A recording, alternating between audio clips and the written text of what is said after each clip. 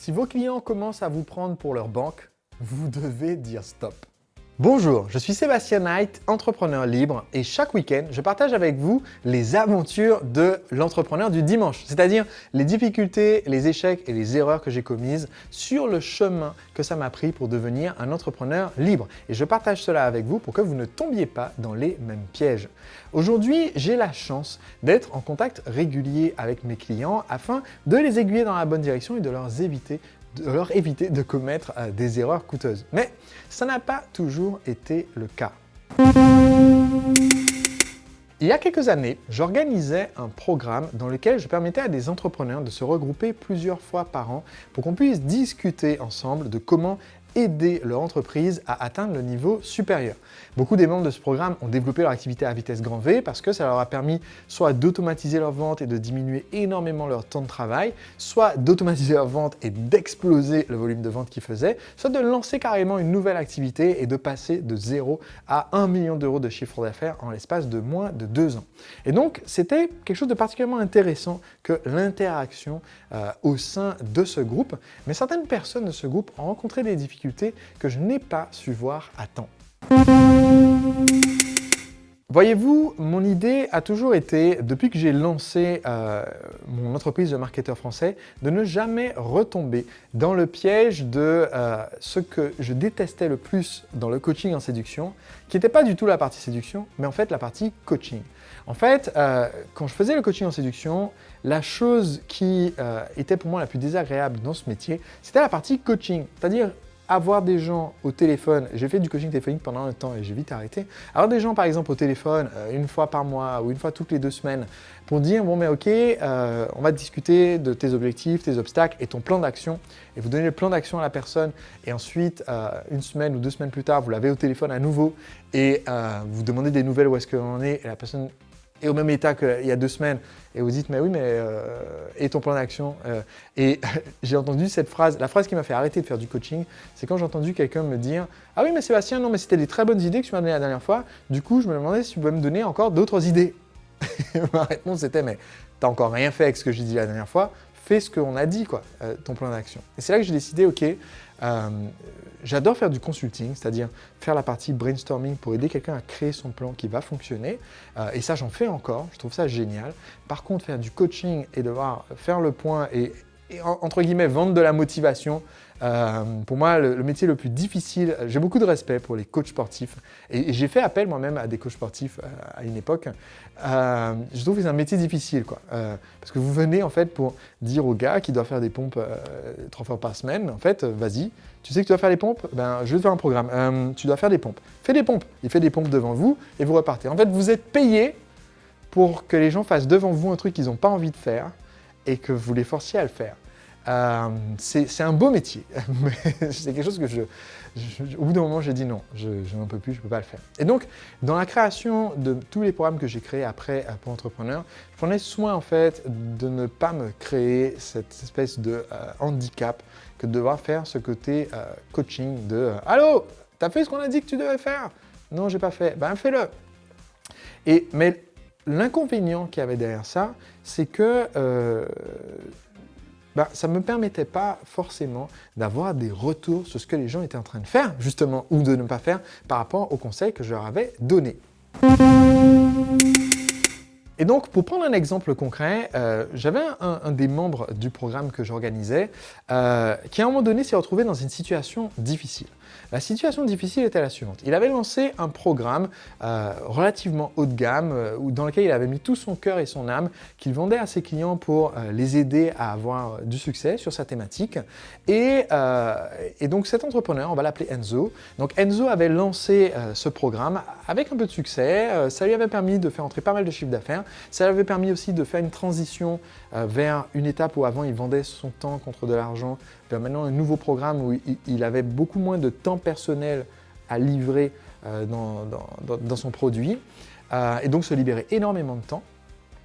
Mais en fait, il s'est retrouvé au bout d'un moment face à une décision difficile. Suite à la fin de son service, qui durait, ce qu'il vendait, ça durait, je crois, 6 mois ou 1 an. À la fin de la prestation, il a 1 ou 2 personnes qui sont venues le voir en disant « Salut, En fait, donc, la demande était vraiment absurde. C'est salut Enzo, on a adoré ce que tu as fait pour nous, c'était vraiment super, mais en fait, j'ai changé d'avis sur ce que je veux faire dans ma vie, donc du coup, je ne vais pas utiliser tout ce que tu nous as donné pendant des mois, et du coup, je me demande si tu accepterais de nous rembourser.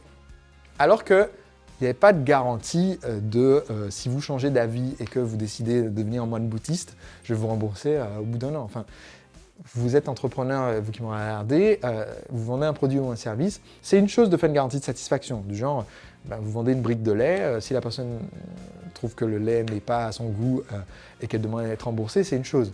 Mais qu'un an plus tard, la personne revienne en disant « j'ai bu le lait était bon, mais finalement j'ai décidé qu'à partir de maintenant, je deviens végétalien, je ne bois plus de lait, donc je demande à être remboursé de ce que j'ai acheté il y a un an », à un moment donné, il faut dire stop. Mais la difficulté, c'est que Enzo, par rapport à ses propres schémas, par rapport à l'argent, par rapport au malaise qu'il avait face à cette personne pour la conversation, il a pris une décision qu'on peut comprendre dans cette situation difficile. Il a dit « Ok, je vais accorder le remboursement.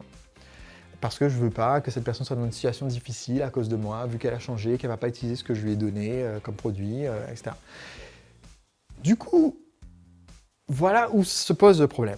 Enzo a pris cette discussion sans venir consulter les autres membres de ce groupe que j'organisais, sans venir me consulter en disant « j'ai un problème, j'ai cette difficulté ». J'ai appris ça que plus tard. Quand j'ai découvert que Enzo avait des difficultés financières, j'ai dit « qu'est-ce qui se passe? Comment ça se fait que tu as des difficultés financières ?» Et sa réponse a été « ah oui, mais en fait, c'est parce que je viens de rembourser plusieurs milliers d'euros pour un truc et il m'a raconté l'histoire. » Et là, j'ai dit « mais wait, quoi? Mais tu n'aurais jamais dû faire ce remboursement. » Là, ça montre que il y a quelque chose dans ton schéma par rapport à l'argent qu'il faut changer. Et parce que là, il n'y avait aucune raison de faire ce remboursement qui était une demande injuste de la part de ton client, Enzo. Et donc, à l'avenir, tu ne peux pas te permettre de continuer à faire ça parce que c'est un schéma qui va se répéter. Si tu l'as fait là, ça va t'arriver à nouveau. Et c'est une façon en fait que tu as eu de te débarrasser de cette sensation de sécurité financière dans laquelle tu n'étais peut-être pas à l'aise. Alors Enzo a encaissé le coup, il n'a peut-être pas super bien pris, mais ensuite est venu l'effet de massue qui est, il voulait se réinscrire à mon service que moi je vendais et je lui ai dit, mais écoute, ça va pas être possible parce que là tu es dans des difficultés financières et je pense pas que ça soit la chose qui soit la plus appropriée. Et là, ça a été un double coup difficile à vivre pour lui, qui était premièrement d'avoir la sensation donc d'avoir le malaise de sa situation, et ensuite, deuxièmement, d'avoir le malaise de un peu comme si j'avais, enfin, c'est ce qu'il m'a dit après, il a eu le malaise un peu comme si j'avais décidé de l'effacer et de dire, mais voilà, tu n'es pas digne de rester client parce que tu as pris cette décision et que c'est difficile. Donc, ça a été super dur à vivre pour lui.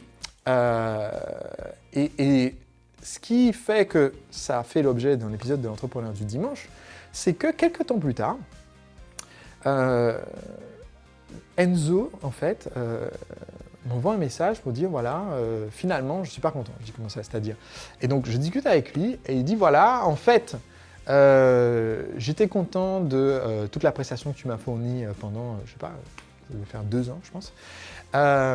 Mais là, maintenant, me dit Enzo, maintenant j'ai des difficultés financières, j'ai pas réussi à les redresser parce que du coup je suis plus membre de ton programme et tout machin et voilà. Et du coup, j'aimerais que tu me rembourses, que toi Sébastien, tu me rembourses pour les prestations que tu m'as aidé pendant les 2 années précédentes, parce que maintenant j'ai des difficultés financières, et ce même si j'étais content de cette prestation quand tu l'as livrée, maintenant j'aimerais que tu me rembourses parce que c'est comme ça me donnera un coup de pouce financier.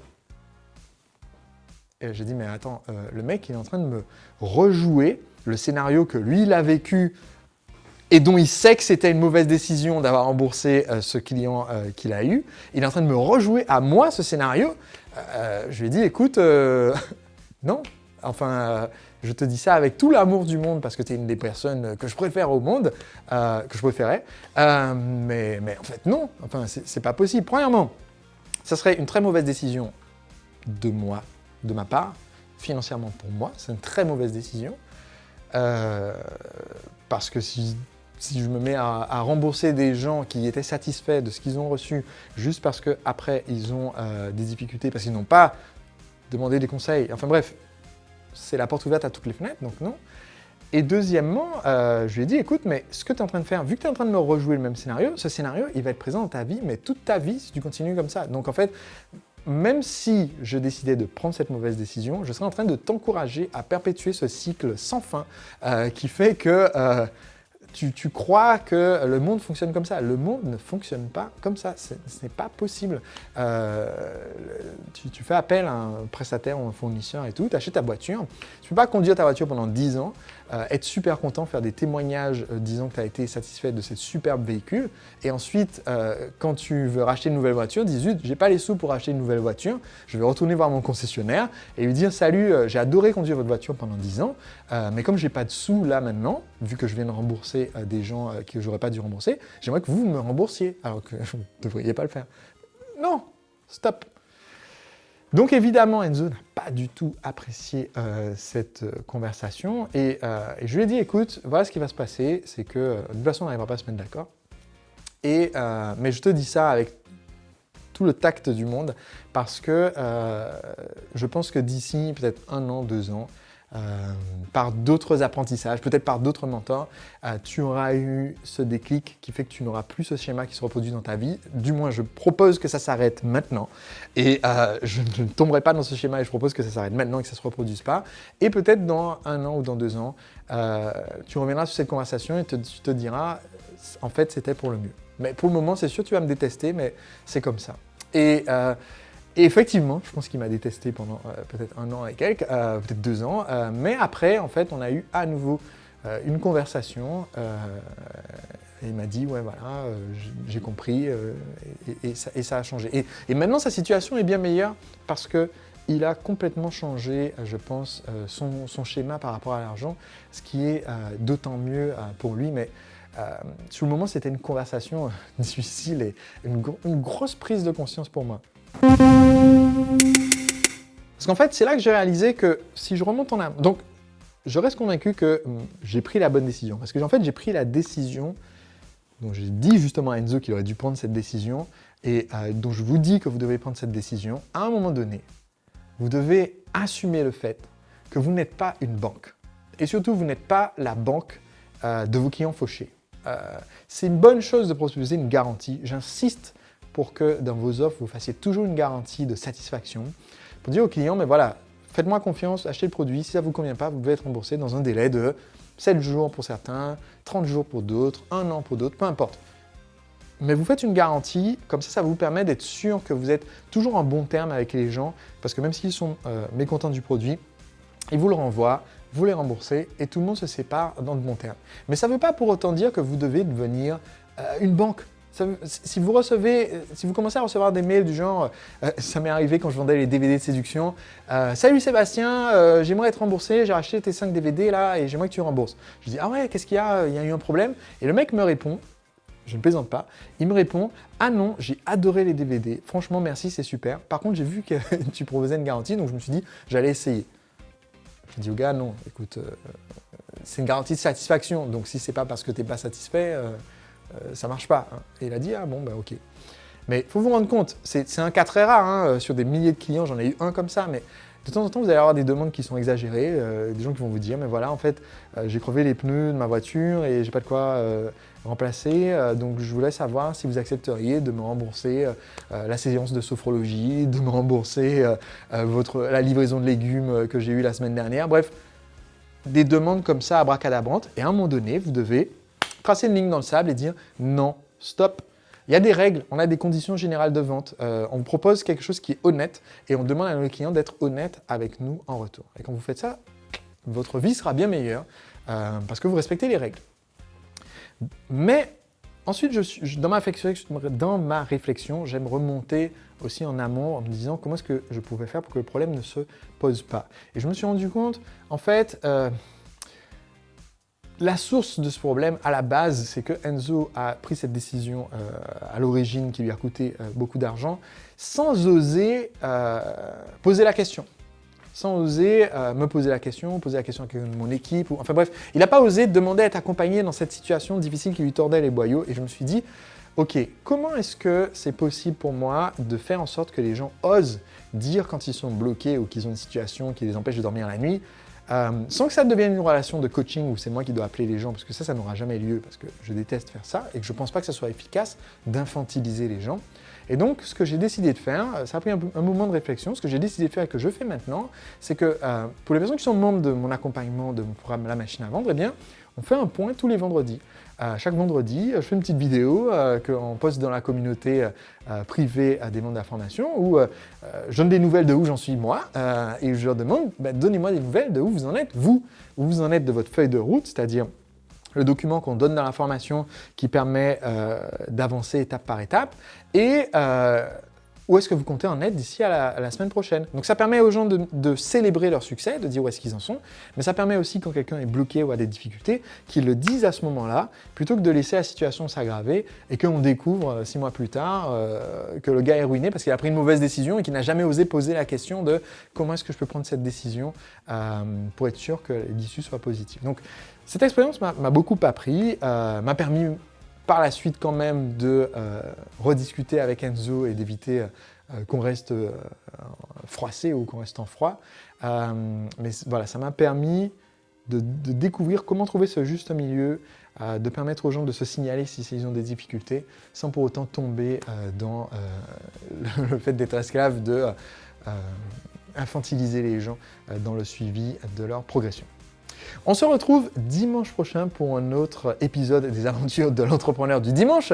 D'ici là, pour recevoir les vidéos et les audios de l'entrepreneur du dimanche chaque semaine, eh bien vous pouvez vous abonner gratuitement. Je vous ai mis un lien dans la description de l'épisode ci-dessous, ci-dessus ou à côté, bref, quelque part. Cliquez sur ce lien. Vous pouvez gratuitement comme ça recevoir les épisodes chaque semaine. Et si vous n'avez pas encore lu mon livre, Le secret des entrepreneurs libres, sachez que je vous propose de recevoir le livre et de commencer à le lire gratuitement. Toutes les informations sont dans la description de cette vidéo. Cliquez sur ce lien et démarrez votre lecture dès maintenant. On se retrouve dimanche prochain. À très vite.